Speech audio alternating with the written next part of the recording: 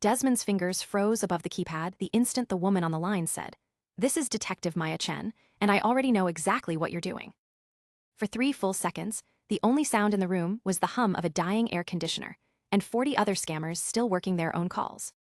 Desmond's throat went dry, but decades of practice kept his voice smooth as he asked her to repeat herself, buying time he didn't have. 3 miles away, in a quiet, unmarked car, Maya set her coffee down without looking away from the laptop tracing his signal. She had been chasing this exact voice for 4 months, and tonight, without meaning to, he had finally called her. But neither of them yet understood that this single wrong turn would unravel everything both of them had built. 6 hours earlier, Desmond had walked into the same building he walked into every day, past a rusted sign that no longer meant anything. Inside, 40 headsets waited on 40 desks, each one a doorway into someone else's fear. Desmond told himself, like he did every morning, that this was only temporary, just until the debt was paid off.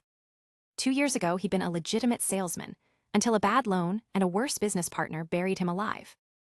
Ronnie slid into the desk beside him, already juggling 3 phones and a nervous energy that never seemed to settle. "Fresh list just came in," Ronnie whispered, sliding a printed sheet of names and numbers across the desk like it was contraband. Desmond scanned the list without much thought, just another set of strangers he'd never have to face in person. The autodialer glitched twice that afternoon, skipping numbers and pulling one that wasn't supposed to be on the list at all. Desmond didn't notice. He simply pressed dial the way he had 400 times that week alone. On the other end, Maya was parked outside a suspect's apartment, eating a cold sandwich when her personal phone lit up. She almost let it go to voicemail, until she recognized the opening line as one from a case file she'd read 100 times. Desmond launched into his script, warning her that her bank account had been compromised and only he could stop it in time. Maya let a tremor slip into her voice, playing frightened, while her other hand quietly opened a call tracing application. "Please," she said softly, "walk me through exactly what I need to do." And Desmond, sensing an easy mark, smiled for the first time all day. For the next 10 minutes, Desmond walked her through fake security codes, each one designed to hand him quiet control of her accounts. Maya read numbers back to him slowly, stalling just long enough for her partner outside to begin triangulating the call's origin. Something about her calm, measured tone began to needle at the back of Desmond's mind, though he couldn't yet say why. Ronnie leaned over, mouthing everything okay, after noticing Desmond's script had slowed for the first time that night. Desmond waved him off and pushed forward, insisting she read out the 6-digit code sent to her phone right that second. Maya paused deliberately, letting silence stretch just long enough to make him nervous, then read back a code that wasn't real. The moment he typed it in and the system rejected it, Desmond's easy confidence cracked for the very first time. "That's not right," Desmond snapped, his practiced warmth thinning into something sharper and more impatient. Maya apologized sweetly and asked him to repeat the instructions slower, dragging the call out for the tracing software to finish its work. Ronnie's leg started bouncing under the desk, a nervous habit that always meant he sensed trouble before he could explain it. He pulled up their own internal tracker, the one meant to flag suspicious callback numbers, and felt his stomach drop. "Des," he hissed, sliding his chair over, "that number's been flagged 3 times this month. We need to hang up now." Desmond hesitated, torn between the easy money still dangling in front of him and the instinct screaming that something was wrong. Greed won, just barely, and he pressed forward, telling Maya to check her account balance one final time. The moment he asked for her balance, Maya's laptop chimed softly, confirming the trace had finally locked onto a physical address. It matched a building she had flagged months ago, but could never prove was more than an empty storage unit. This wasn't just Desmond's mistake anymore, it was the missing piece of a fraud ring she had chased for a year. She dropped the fright victim act just enough to ask one direct question, watching how quickly Desmond's script would collapse. "Desmond," she said calmly, using his real name for the first time, "how long have you worked for Alvarez?" The line went silent, and for the first time that night, Desmond understood he was no longer the one in control.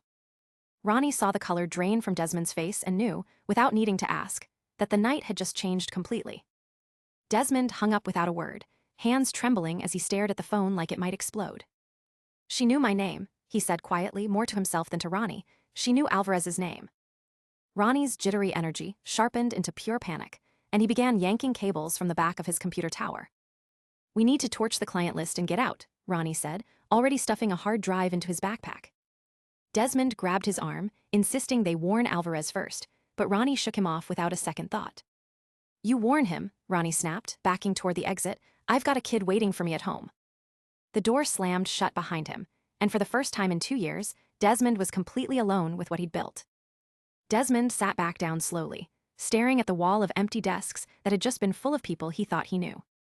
His phone buzzed once, a text from Alvarez simply reading, "Handle it or don't come back," with no further explanation.